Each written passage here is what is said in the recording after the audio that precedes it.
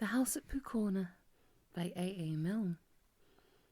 Chapter 8, in which Piglet does a very grand thing. Halfway between Pooh's house and Piglet's house was a thoughtful spot where they met sometimes when they decided to go and see each other. And as it was warm and out of the wind, they would sit down there for a little and wonder what they should do now they had seen each other.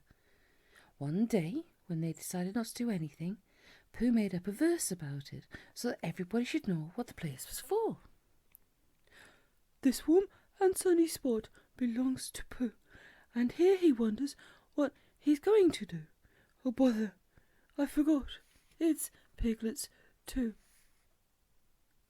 Now one autumn morning, when the wind had blown all the leaves off the trees in the night and was trying to blow the branches off, Pooh and Piglet were sitting in a thoughtful spot and wondering.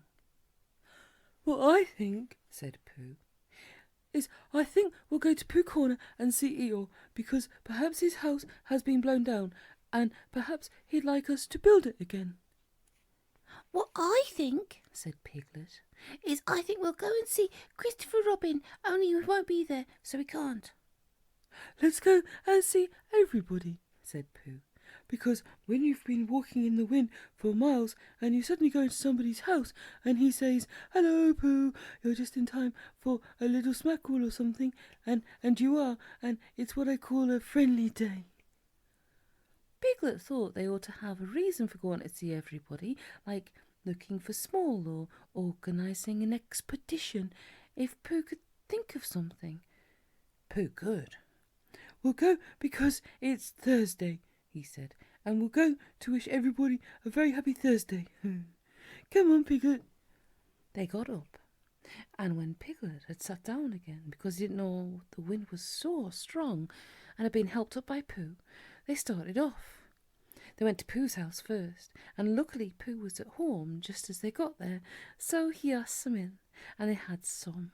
And then they went on to Kanga's house, holding on to each other and shouting, "Isn't it?" and "What?" and "I can't hear." by the time they got to Kanga's house, they were so buffeted that they stayed to lunch. Just at first it seemed rather cold outside afterwards, so they pushed on to Rabbit's as quickly as they could. "We've come to wish you a very happy Thursday," said Pooh, when he had gone in and out once or twice just to make sure he could get out again. "Why, what's going to happen on Thursday?" asked Rabbit. And when Pooh had explained, and Rabbit, whose life was made up of important things, said, "No, I thought you'd really come about something."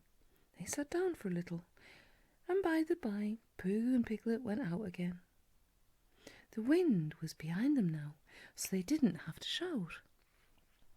"Rabbit's clever," said Pooh thoughtfully. "Yes," said Piglet. "Rabbit's clever." "And he has brain." "Yes," said Piglet, "Rabbit has brain." There was a long silence. "I suppose," said Pooh, that's why he never understands anything." Christopher Robin was at home by this time, because it was the afternoon, and he was so glad to see them that they stayed there until very nearly tea time, and then they had a very nearly tea, which is one you forget about afterwards, and hurried on to Pooh Corner so as to see Eeyore before it was too late to have a proper tea with Owl. "Hello, Eeyore," they called out cheerfully. Said Eeyore, "you lost your way." "We just came to see you," said Piglet. "and to see how your house was. Look, Pooh, it's still standing." "I know," said Eeyore. "Very odd. Somebody ought to have come down and pushed it over." "We wondered whether the wind would blow it down," said Pooh. "Yeah, that's why nobody bothered, I suppose. I thought perhaps they'd forgotten." "Well, we're very glad to see you, Eeyore, and now we're going on to see Owl." "That's right. You're like Owl. He flew past a day or two ago and noticed me. He didn't actually say anything, mind you, but he knew it was me. Very friendly of him, I thought. Encouraging." Pooh and Piglet shuffled about a little and said, Well, goodbye, you all. as lingeringly as they could, but they had a long way to go and wanted to be getting on.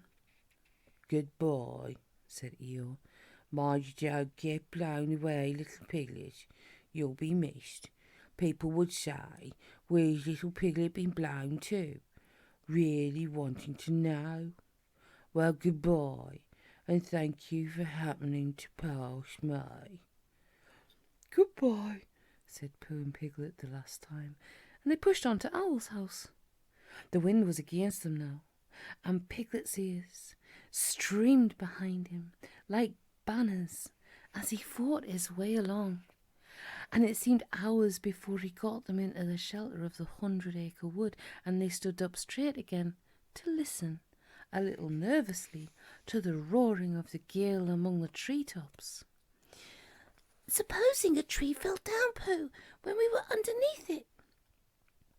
Supposing it didn't, said Pooh, after careful thought. Piglet was comforted by this, and in a little while they were knocking and ringing very cheerfully at Owl's door. Hello, Owl, said Pooh. I hope we're not too late how are you, Owl?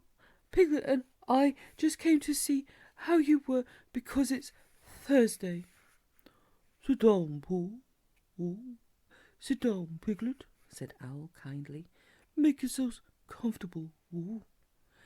They thanked him and made themselves as comfortable as they could. Because, you see, Owl, said Pooh, we've been hurrying so as to be in time so as to see you before we went away again. Owl nodded solemnly. Ooh. Correct me if I'm wrong, he said, but am I right in supposing it's a very blusterous day outside? Very, said Piglet, who was quietly thawing his ears and wishing he was safely back in his own house. I thought so, said Owl. It was on just such a blusterous day as this that my Uncle Robert, a portrait of whom you'll see upon the wall on your right, Piglet, while returning in the late afternoon from a... what's that? There was a loud cracking noise. Look out, said Pooh. Mind the clock! Out of the way, Piglet! Piglet, I'm falling on you! Ow! cried Piglet. Pooh's side of the room was slowly tilting upwards, and his chair began sliding down on Piglet's. The clock slithered gently along the mantelpiece, collecting vases on the way, until they all crashed together onto what had once been the floor, but was now trying to see what it looked like as a wall. Uncle Robert, who was going to be the new hearthrug, and was bringing the rest of the wall with him as a carpet, met Piglet's chair just as Piglet was expecting to leave it, and for a little while it became very difficult to remember which was really the north. Then there was another loud crack. Owl's room collected itself feverishly, and there was silence. In a corner of the room, the tablecloth began to wriggle. Then it wrapped itself into a ball and rolled across the room. Then it jumped up and down once or twice and put out two ears. It rolled across the room again and unwound itself. Pooh, said Piglet nervously. Yes, said one of the chairs. where are we? I'm not quite sure, said the chair. Are we in Owl's house? I think so, because we were just going to have tea, and we haven't had it. Oh, said Piglet. well, did Owl always have a letterbox in his ceiling? Has he? Yes, look. I can't, said Pooh. I'm face downwards under something, and that, Piglet, is a very bad position for looking at ceilings. Well, he has, Pooh. Perhaps he's changed it, said Pooh. Just for a change. There was a disturbance behind the table in the other corner of the room, and Owl was with them again.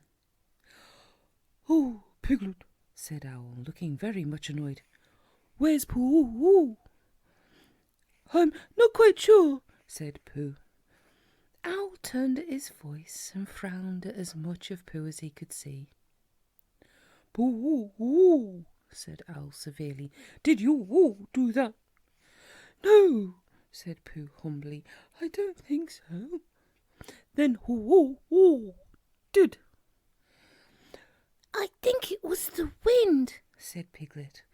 I think your house has blown down. Oh, is that it?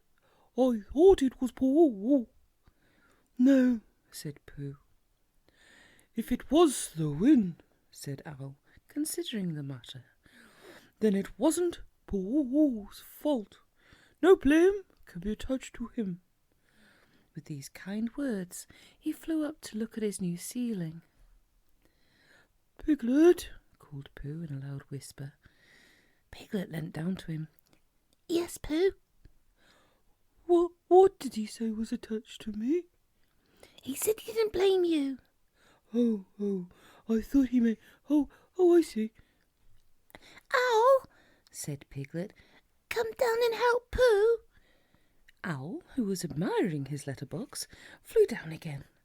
Together they pushed and pulled at the armchair, and in a little while Pooh came out from underneath and was able to round him again. Well, said Owl, this is a nice state of things. What are we going to do, Pooh? Can you think of anything? asked Piglet. Well, I had just thought of something, said Pooh. It was just a little thing I thought of. And he began to sing. I lay on my chest, and I thought it best to pretend I was having an evening rest.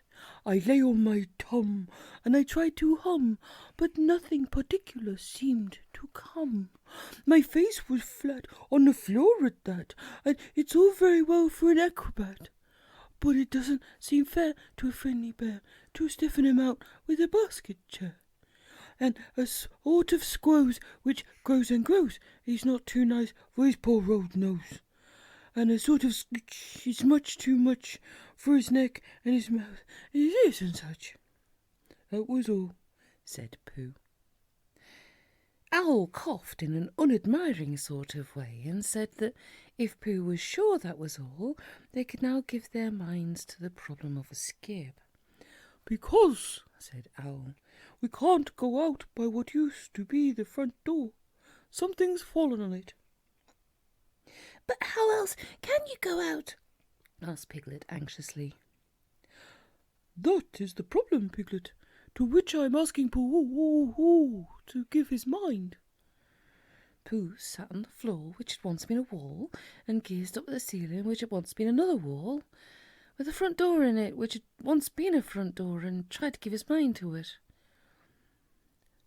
Could you fly to the letterbox with Piglet on your back? He asked.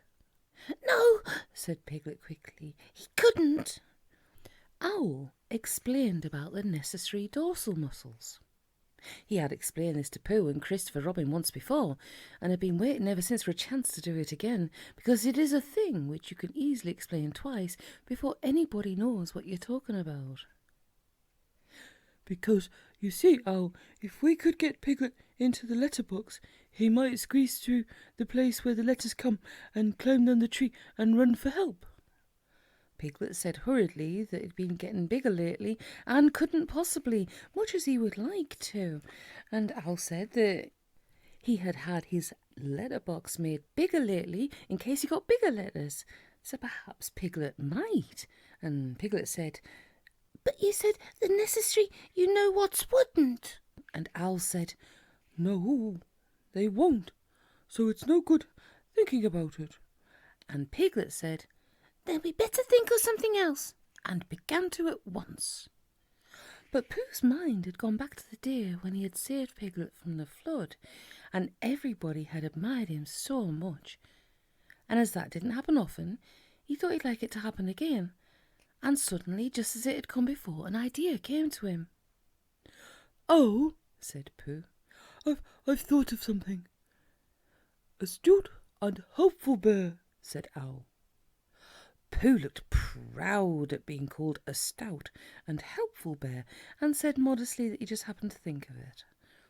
You tied a piece of string to Piglet, and you flew up to the letterbox with the other end in your beak.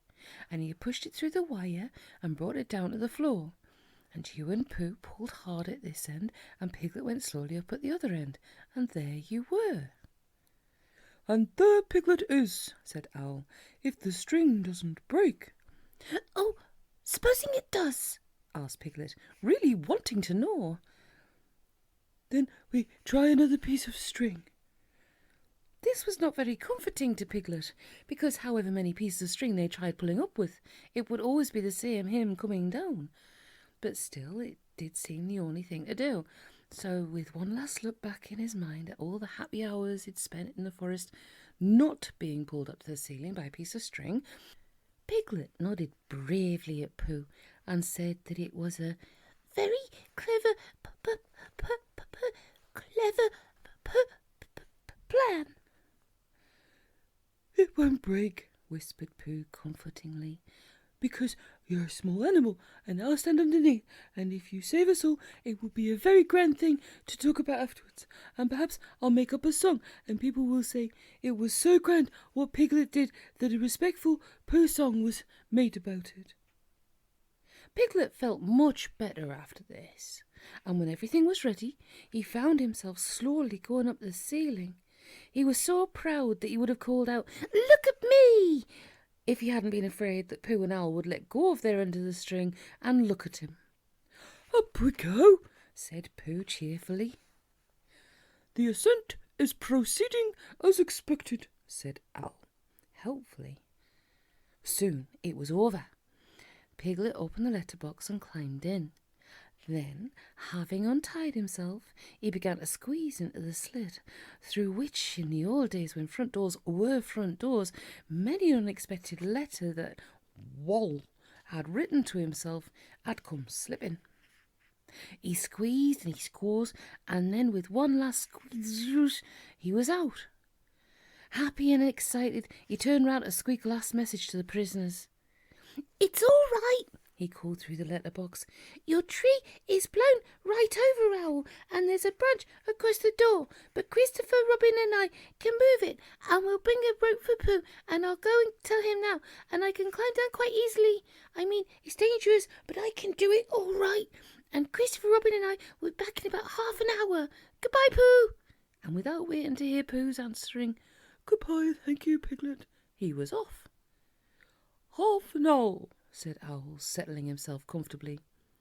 "That will give me just enough time to finish the story I was telling you about my Uncle Robert, a portrait of whom you see underneath you. Ooh.